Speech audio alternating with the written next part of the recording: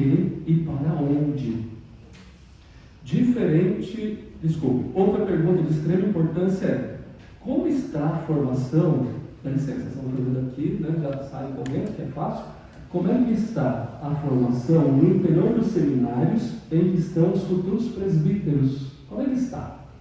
Pois, essa é uma questão do tempo presente que pode visualizar já no tempo presente o futuro.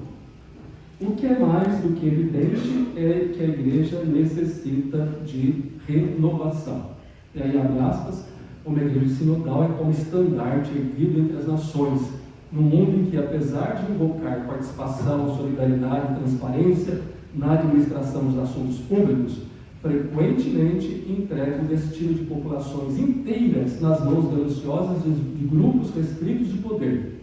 Como igreja que caminha junta com os homens, compartilhando as dificuldades da história, cultivamos o sonho de que a redescoberta da dignidade inviolável dos povos e da função do serviço da autoridade poderá ajudar também a sociedade civil a edificar-se na justiça e na fraternidade, gerando um mundo mais belo e mais digno do homem, para as gerações que hão de vir depois de nós. Texto do Papa Francisco. Um outro formato é assim: igreja, qual é a sua missão? Está centrada no Evangelho? Então, ela é profética. Não é de ficar fazendo aliança com governos podres. E se faz aliança com o governo podre, você vira podre também. Né? Então, e aí você desvia totalmente da missão da igreja. Aí vem os historiadores para sentar o pau, desculpa a expressão, tá? Para sentar o pau na instituição. Dizer, escuta, cadê o profetismo dessa instituição? Ela está bebendo onde agora? Ela está bebendo em qual cartilha? Que não é o Evangelho. Então, em outras palavras, é mais ou menos isso, esse texto aqui do Papa Francisco. E finalizando, as mudanças ainda dependem de uma realidade piramidal. Nós estamos vivendo, obviamente, nela. Em parte, alguns clérigos pensam que a sinodalidade é um exercício de legislar contra si mesmo. Só o Espírito para complementaridades e horizontes, para que a instituição caminhe num processo sinodal e ofereça muito mais no interior da sociedade contemporânea. A sinodalidade está na origem da igreja. É necessário voltar às fontes, tendo os pés fincados na realidade do presente. Se você gostou, indique para os amigos. Se não gostou, indique para os inimigos. Se eu te provoquei e você ficou aí com a cabeça fervendo, eu atingi meu propósito. Muito obrigado.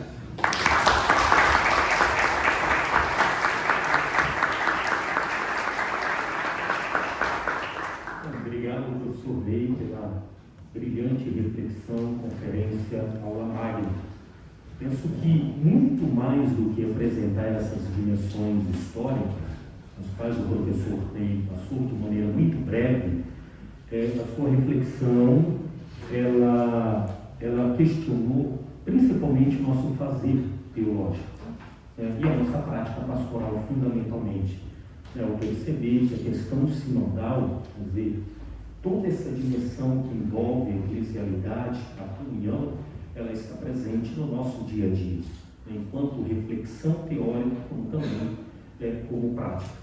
Bom, como nós havíamos comentado logo no início, então o tempo é nosso, viu, professor Ney, também neste primeiro dia de encontro, de aula, de início do semestre letivo, para esta nossa aula magna. Então não há problema que avancemos um pouco no horário. Tá?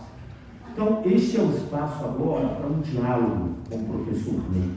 Então, deixa aqui. Só interromper um minutinho? Tem gente perguntando onde está a lista de presença. Tem gente querendo assinar. Quem não assinou ainda, por favor? Okay. Bom, então esse é o espaço para um diálogo com o professor Ney. Tudo bem? Então, fiquem à vontade de onde vocês estão mesmo. Em voz alta, vocês podem tecer algum comentário ou apresentar algum questionamento.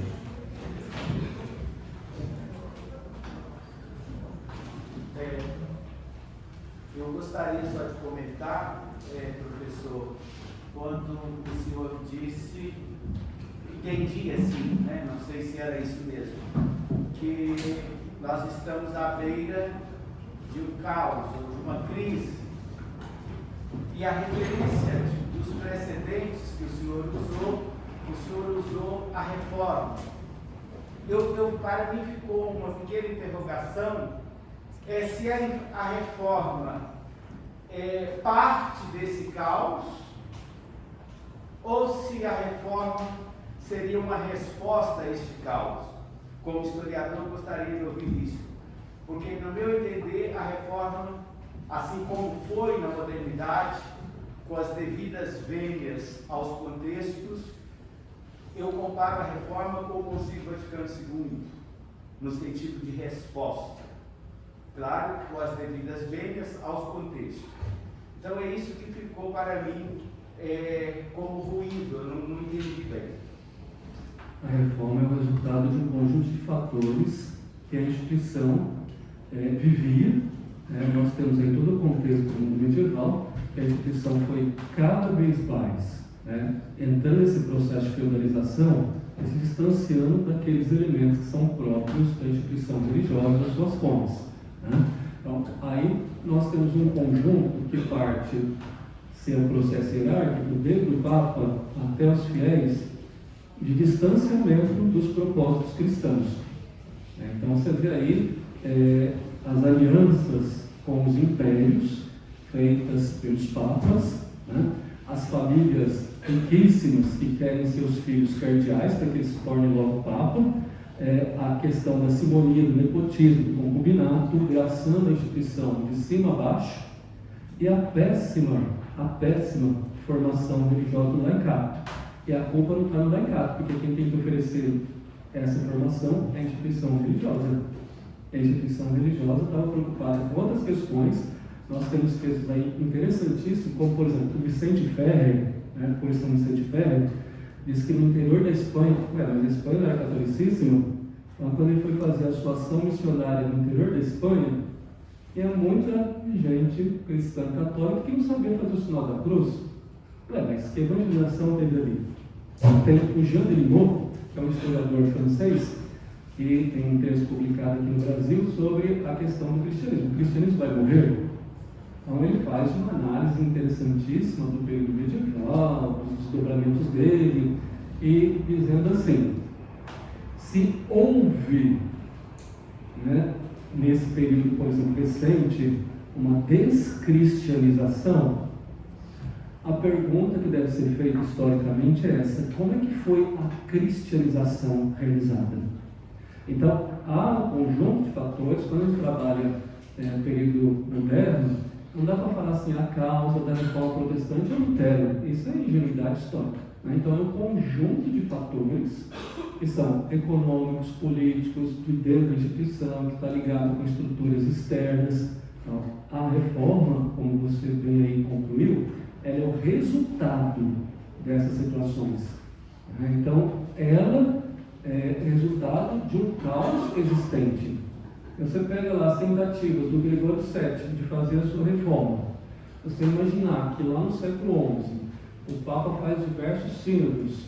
Desses diversos sínodos, e aqui no texto tem isso, o Iniquitatis Papae, de tantas atividades realizadas por ele, que vai tentando colocar ordem na casa, o Papa expulsa, excomunga, suspende bispos que estão nesse estado de simonia, nepotismo, suspende. E é claro que ele se torna uma pessoa não grata. Ele termina a vida dele no exílio. Então, recitando lá a frase do Salmo, que ele morre ali porque ele não viveu aquela iniquidade da sociedade seu tempo, da sociedade eclesiástica, que ele tentou botar ordem. Só que cada vez mais, devido às alianças com o poder temporal, a instituição foi bebendo do poder temporal. Desculpa que eu usar uma expressão, uma terminologia para ficar a questão mais rápida. Você vai evangelizar um grupo, aí você escolhe, Você vai evangelizar um grupo, por exemplo, que usa crack aqui no centro da cidade, em outros pontos da cidade. Você vai lá, nossa, a tensão sua é boa, muito difícil, etc. Passo eu lá e vejo você fazendo isso. Um mês depois, passo eu lá e vejo você continua lá, mas você virou usuário. Então, quer dizer, não foi você que converteu quem estava lá, quem estava lá te converteu. Então, é o feudalismo que converte grande parte da estrutura institucional e não o evangelho administrado por essa estrutura institucional que converte o feudalismo, a estrutura feudal. A aliança é muito podre. Né? A aliança com o poder temporal, sempre na história da instituição religiosa, sempre o resultado é a instituição religiosa perdendo e o poder temporal ganhando, e a instituição religiosa pensando que está ganhando, ela está perdendo, está desviando cada vez mais do evangelho. Tá? Esse crescer no mundo medieval, né, a mudança pavilhão, os 3 papas ao mesmo tempo, né, você acha que está bem difícil agora? 3 papas ao mesmo tempo, eu vou seguir quem? Né? Então, as confusões, debates, intrigas, tudo isso fora desse caminho da raiz institucional religiosa, leva à reforma protestante. Então, você tem esse conjunto de fatores, de causas que levam à reforma. Então, no seu dizer, e que eu não discordo, a reforma protestante é o ponto máximo para dizer assim: a igreja, como instituição, tentou, pouco. Não conseguiu quase nada. Então, de repente, né, surge uma explosão para dizer: nós saímos à divisão, mas nós temos o princípio de viver os valores do Evangelho. E aí depois vai ter a reação, claro, através do Concílio de Trento. E aí uma das questões que eu citei, que eu acho importante para a reflexão na atualidade, é que devido a essas situações anteriores, o Concílio tem todas as suas normativas, e uma delas é o seminário, que era próprio do contexto de Trento, com aquelas questões de Trento. E aqui eu aproveito a oportunidade para dizer para vocês assim, ó, leiam o texto do Concílio, estudem os teólogos e historiadores que falam do Concílio, porque senão eu continuarei falando assim, todo quanto é lugar que eu vou, e dizendo para muita gente: escuta aqui, você está falando isso do Concílio de Trento, mas é o Concílio de Trento na sua cabeça. Né? Tem o O'Malley, o John O'Malley, que é um historiador jesuíta dos Estados Unidos, tem publicações excelentes, e ele tem lá uma listinha de 10 mal-entendidos da atualidade em relação a Trento e em relação ao Vaticano II. Então, muitas vezes, na atualidade, se atribui determinadas questões a Trento que não são de Trento. Tá? E aí, caríssimas, diante de quem conhece, e pode ser um historiador, pode ser um padre, pode ser um bispo, mas pode ser um leigo muito bem informado, vai olhar para você, não vai dar importância a mais, ou então, aí te dizer: de onde você tirou isso? De onde você tirou isso? Não vai dizer: o catecismo de Trento. O catecismo não foi elaborado no Concílio de Trento. É pós-Trento. Está dentro do conjunto aí de todos os elementos que muitas vezes na atualidade se diz de Trento. Então você pensa que é do Concílio. Então, é no Concílio a regra disciplinar do seminário, devido a essas questões todas anteriores. Então, só que isso é do século XVI. Daí já entrou no processo da modernidade, da pós-modernidade, as revoluções francesas, a revolução industrial, o iluminismo, tantas outras questões estão no século XXI, e o modelo é o mesmo. Esse modelo está dando certo? Não, então é preciso rever. E pode pensar na revisão, porque é disciplinar. Então pode ocorrer uma mudança também. Mas fechando, voltando à sua questão, né, na síntese é isso mesmo. A reforma protestante é resultado, uma explosão de um contexto histórico anterior que vinha séculos e séculos. A igreja tentou, através dos concílios, Latrão 1, 2, 3, 4, discutir as questões do momento e também levantar e apresentar normas disciplinares. Foram importantes, importantíssimos. A força foi 100%? Não foi.